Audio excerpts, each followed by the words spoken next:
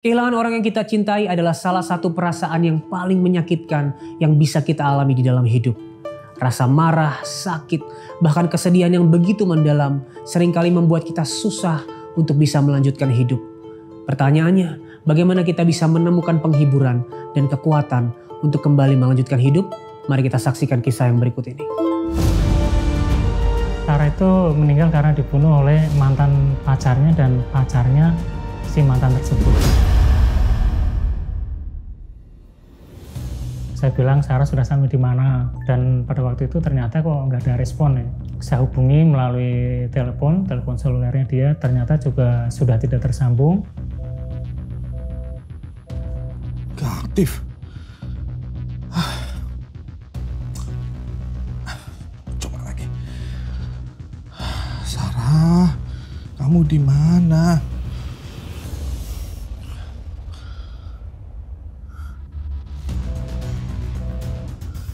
Gak aktif juga. Dan saya masih berpikir bahwa mungkin Sarah ada kendala atau mungkin ada masalah bahwa baterainya habis sehingga nggak bisa dihubungin. Saya masih berusaha untuk menunggu dan ternyata jam 10 lebih kok Sarah nggak ada kabar. Pak, Ma, gimana putri kita, Pak? Ma, Papa udah coba BBM, udah Papa SMS, centang 1, Ma. Terus Papa udah coba telepon berkali-kali, nggak nyambung. Gimana, Pak? Aduh, Papa, Sarah gimana?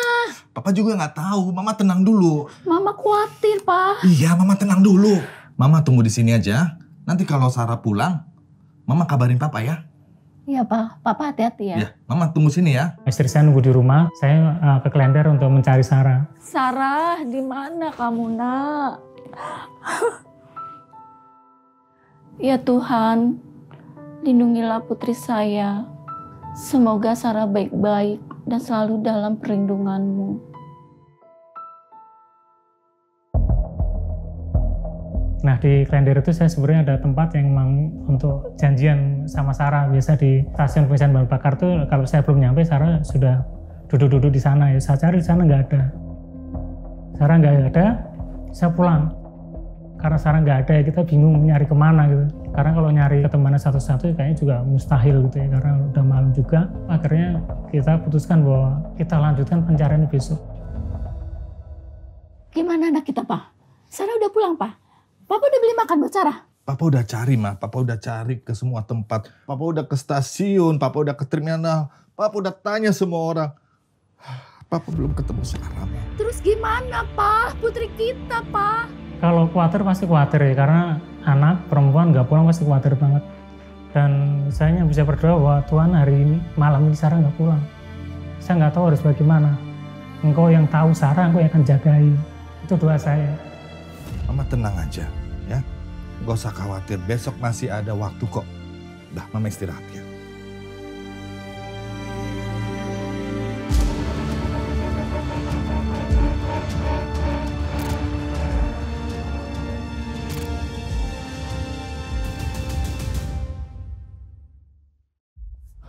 Kira-kira di mana ya Sarah ya?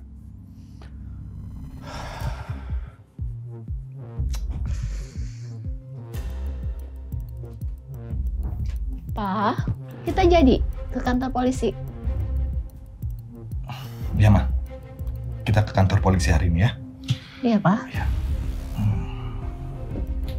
Pak, semalam tuh ya, Mama ngimpi putri kita Sarah pamitan dan pakai baju hitam, Pak. Mama kalau ngomong jangan sembarangan, Ma. Papa tuh yakin Sarah tuh baik-baik aja di luar sana, Ma. Ya saya agak marah sih. Karena saya masih punya keyakinan bahwa ya nggak tahu nanti Sarah akan balik. Kamu tuh ngaco. Kami kesini ingin membuat laporan, Pak. Putri kami, Ade Sarah, tidak ada kabarnya, Pak, selama 1x24 jam ini, Pak. Saya sendiri sudah berusaha, Pak, menghubungi handphonenya. Tidak aktif juga, Pak. Selamat siang, Pak. Siang, Pak. Kami telah menemukan putri Bapak, Ade Sarah. Memangnya putri saya melakukan kesalahan apa, Pak? Dia baik-baik saja kan, Pak? Saya senang sebenarnya, senang banget. Tapi saya jadi bertanya-tanya gitu ya. Loh, kok yang menemukan kenapa kepolisian ya? Sarah sebenarnya melakukan tindakan kriminal apa kok sampai diketemukan oleh polisi ya? Melalui proses penyesuaian sidik jari, ciri-ciri yang kami temukan sesuai dengan Ade Sarah putri Bapak. Polisi tersebut menyatakan bahwa Sarah sudah ditemukan dalam keadaan meninggal di jalan tol Cur kilometer 49 waktu itu. Kemudian saat telepon istri saya bilang bahwa Ma, Sarah sudah meninggal. Istri saya diem, nangis terus.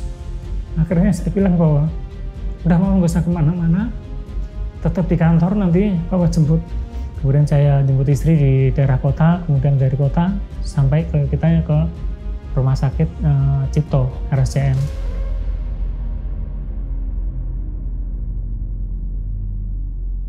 Kemudian kami diantarkan ke sosok jenazah yang ditutupin dengan kain gitu. Petugasnya membuka. Yang saya lihat pertama kali adalah sosok jenazah yang mukanya udah hitam, rambutnya acak-acakan, matanya udah keluar, lidahnya juga sudah keluar. Saya nyatakan bahwa ini bukan Sarah, nggak mungkin Sarah, serem ini nggak mungkin. Saya keluar, sana istri saya, Ma ini bukan Sarah, Ma, nggak mungkin Sarah kayak gini.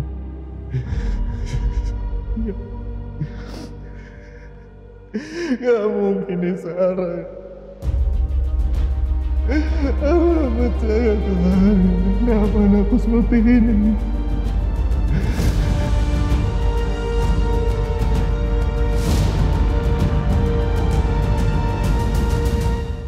Papa nggak yakin itu putri kita. Nggak mungkin. Tapi Pak, kata polisi, itu anak kita Pak. Aduh Ma, kalau kamu lihat, itu mukanya hancur banget Ma. Itu nggak mungkin putri kita. Papa nggak yakin. Iya Pak, iya. Permisi Pak. Gimana Dok? Bu. Ya, setelah melalui tahap identifikasi, melalui sidik jari, jenazah tersebut memang putri Bapak dan Ibu, Ade Sarah. Apa itu udah pasti dokter? Iya Bu, karena identifikasi melalui sidik jari sudah pasti valid. Kami berhasil mengidentifikasi Sarah tidak melalui mukanya, hanya melalui tangan dan kaki, ada luka-luka kecil. Itu kami menyatakan bahwa iya ini benar Sarah sudah meninggal.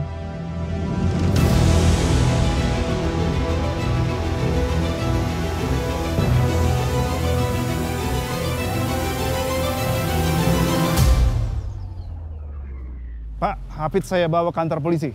Silakan Pak. Tadi Pak. Yuk, mari kita bawa. Kepolisian datang, Hafid dibawa dan ternyata Hafid dibawa itu nggak pulang lagi. Tim penyidik telepon lagi ke saya bahwa Pak Suroto nanti kalau Asifah datang, segera amankan. Nah ternyata setelah Asifah ngobrol sama istri saya lihat bener ada Asifah. Saya salah apa ya Pak? Udah kamu. Bukan saya Pak. Ayo. Dan malam itu kepolisian menyatakan bahwa kedua pelaku sudah berhasil kami amankan, Hafid dan Asifah. Nah setelah mereka berhasil diamankan, kemudian hari Jumatnya Sarah dimakamkan, saya memaafkan kedua pelaku, tapi saya juga menginginkan bahwa proses hukum harus tetap ditegakkan.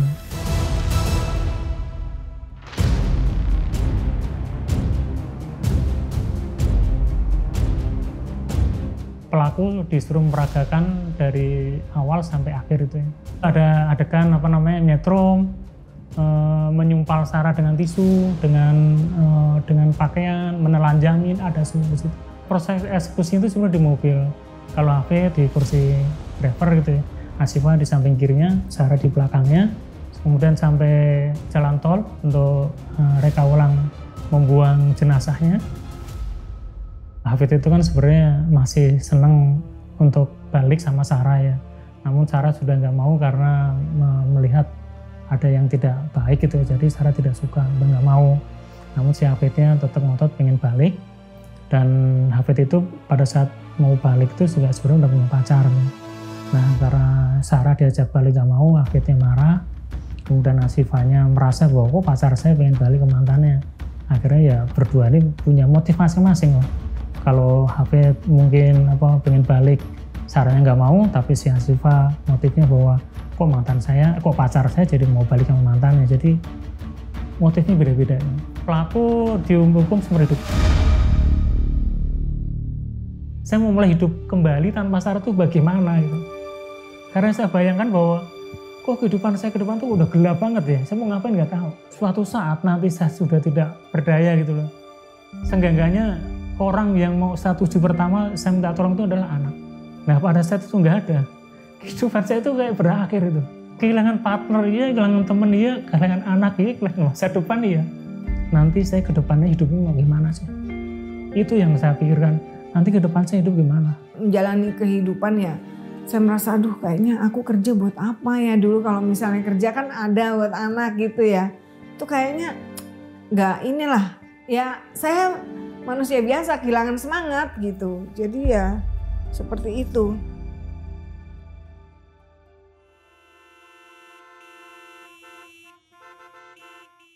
Putri saya itu baik, Pak.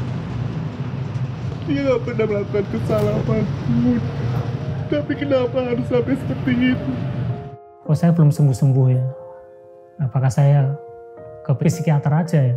Pak Suboto, saya bisa memahami. Tapi ada sisi lain juga yang harus Bapak ketahui. Bapak harus jalani hidup Bapak. Bapak harus lanjutkan hidup Bapak. Dikasih ayat di Yohanes 9 ayat 2 bahwa Yesus bersama murid-murid itu kan bertanya, Guru, rapi dosa siapakah sehingga anak itu dilahirkan buta? Dosa orang tuanya ataukah dosa anak itu? Sehingga dia dilahirkan buta. Dosa saya apa gitu? Dosa Sarah sampai meninggal. Sarah dosa apa? Kami yakin kami orang berdosa gitu. Nah sering berjalan waktu, kemudian Yohanes 9 ayat 2 itu mulai sedikit saya pahami. Saya bertemu dengan pelaku pembunuhan anak saya gitu. Jadi pertama kali dia menundukkan kepala, dia menangis. Kamu seharusnya tahu nak, Tuhan itu sayang sama kamu, saya bilang gitu. Saya tuh bisa memaafkan kedua pelaku gitu. Karena ya Tuhan berkata, mengampuni musuhmu.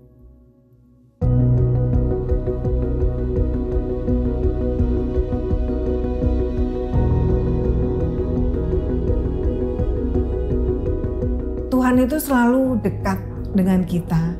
Tuhan itu memperhatikan kesedihan kita.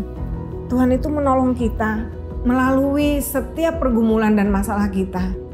Jangan khawatir karena Tuhan selalu memberikan yang terbaik dan akan menolong kita melalui semua masalah dan pergumulan kita, kesedihan kita. Karena kita tahu Tuhan Allah kita itu hidup. Penderitaan itu selalu ada ya. Mungkin akan berat, akan ringan itu beda-beda ya, tapi yang perlu kita ingat bahwa Tuhan tidak akan memberikan ujian melebihi dari kemampuan kita semua. Pada saat mengalami ujian ini Tuhan sudah tahu dan Tuhan sudah menyaring dan Tuhan akan memberi jalan keluar. Asalkan kita dalam menghadapinya selalu mengandalkan Tuhan.